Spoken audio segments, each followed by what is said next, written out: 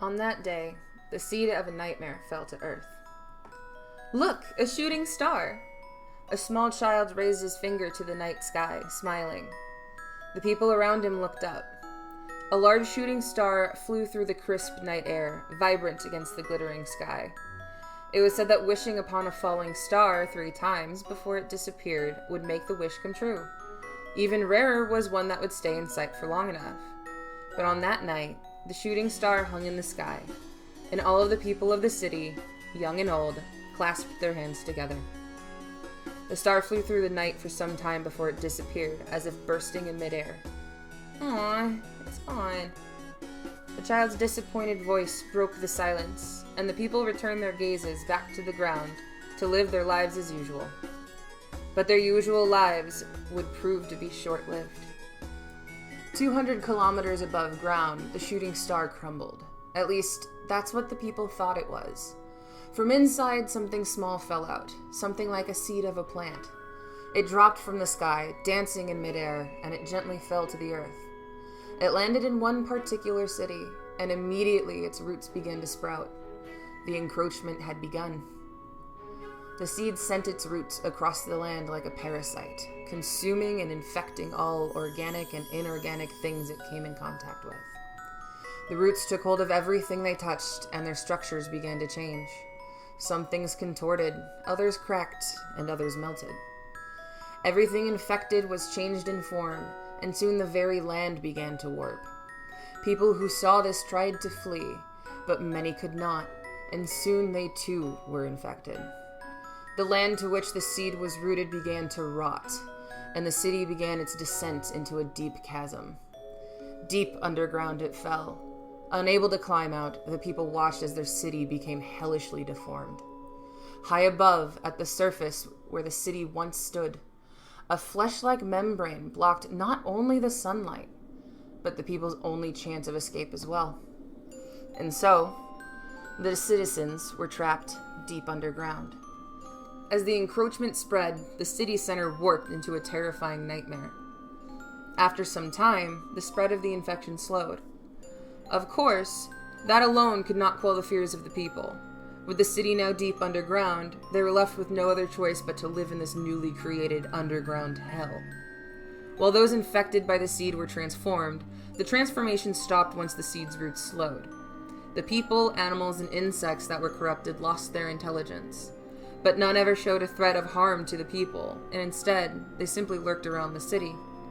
Despite their horror, the people considered it a form of disease or a phenomenon that would somehow disappear one day.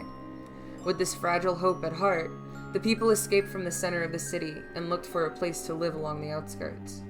But this was not the end for them. Only a year had passed before people discovered what true despair was. A high-rise located towards the city's center had, too, fallen victim to the seed's pervasive infestation, mutating into a twisted tower looming over the decaying city. From it came eerie sounds that resonated throughout the area. The sounds harked the nightmare that was to come. The son of one family in particular had been infected as well. Seeing that their child hadn't been as badly deformed as the others, the parents decided to stay together as a family. Then one day, the eerie sounds began to ring out from the center of the city. As if being summoned, the infected son began to walk slowly towards it. Fearing that they too would be infected, the family was reluctant to follow after him. Perhaps he would be safer there, they thought. They forced themselves to place their hopes in such a thought, and waited for their son to return. And return he did. "It's so nice to see you back!" His sister ran toward him with joy. The son proceeded to grab the girl's head like a ball. "Ow, that hurts!" As if he couldn't hear her, he dragged her by the head towards his mother. He then grabbed his mother's arm and turned around, walking back into the city.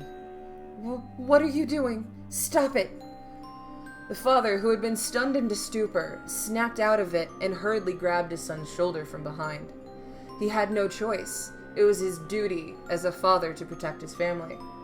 But, unbeknownst to him, his life would soon be approaching its end. The son turned around and opened his mouth wide. From inside, his tongue lashed out and pierced his father straight through his skull. His mother screamed. The son's tongue retracted back into his mouth, and his father crumpled to the ground without a sound. You. No. Let go. Let go of me. Mommy, what's happening? Ouch, you're hurting me. Please let me go. With his mother crying at the top of her lungs and his younger sister shrieking in pain, the son quietly dragged them away, trudging along as if nothing had happened. As they came closer to the city center, the structures took on deformed shapes. Rotted buildings, twisted streetlights, flowers blooming from telephone poles. Their environment took on an even more terrifying form as they drew closer to the center. Suddenly, the sun finally stopped. The drain along the road twisted into a gaping hole. His younger sister's leg got caught in it. Wait, my foot. The younger sister's voice squeaked softly. Her brother turned around and seemed to understand what was happening. Unfortunately, his scattered cognition made it difficult for him to help her in her meek struggle. The brother lifted his younger sister's head up and pulled. Sounds of bones snapping and flesh tearing cracked through the night air. The girl's head spewed blood all over her body. The brother lifted his hand to see her head. He tossed it away and began to walk again, dragging his mother with him. His mother had long since lost consciousness and had not seen what had happened. Soon, the sun had led them into a twisting tower standing above the city center. There were small rooms, many of which contained people already locked inside. Another infected person stood guarding these cells. The guard noticed the son and opened the door. The son tossed his mother inside. He then wandered out, looking for his next prey. Acts of savagery like this occurred all throughout the city. Those who transformed suddenly began their siege on the humans and captured them, dragging them to the cells. Anyone who resisted were killed.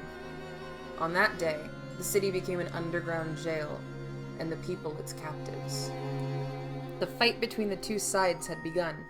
The infected creatures all exhibited strength beyond normal expectations, and even the smallest creatures grew to a monstrous size. Normal humans stood no chance against any of them. But the saving grace for humanity was the fight to preserve their consciousness. Stop! Don't come any closer! A man was running from a creature. Behind him was a giant worm slithering at great speed, but the man was faster.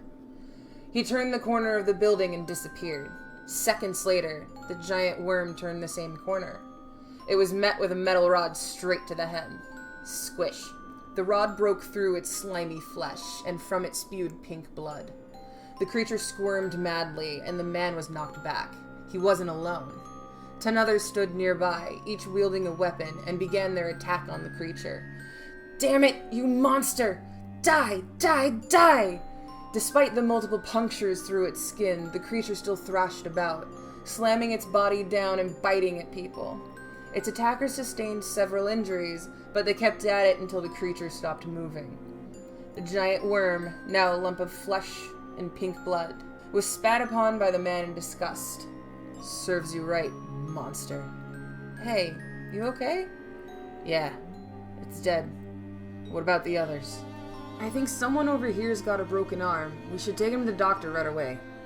Helping the injured man, they all began to walk toward the perimeter of the city. Though the people lacked the strength to fight alone, they proved that they could be victorious by setting traps and fighting in numbers. However, running was still the best course of action, and far less risky. Since the creatures did not travel very far, the people simply found shelter outside the city center to live quietly along the perimeters. Another year passed. The people banded together to form a colony to survive the underground jail. Among them, former police officers, self-defense forces officers, scientists, doctors, and other professionals formed an organization to become a beacon of hope. The Dawn Liberation Force, or the Dawn for short, took on various roles: defense, patrol, medicine, research, and more. They soon became a crucial part of the people's survival. One of the core members of the Dawn was a professor. The professor conducted research on the seed, its roots, the transformations, the creatures, everything related to the ongoing phenomenon, to find out what was truly going on. After extensive study, he came up with a number of theories and a name for the phenomenon. He referred to the transformations in the city as mimicry. He then named the mimic creatures Martians. There was one other term the professor coined: the place they lived in, which had still been slowly growing into a living hell. was called the jail.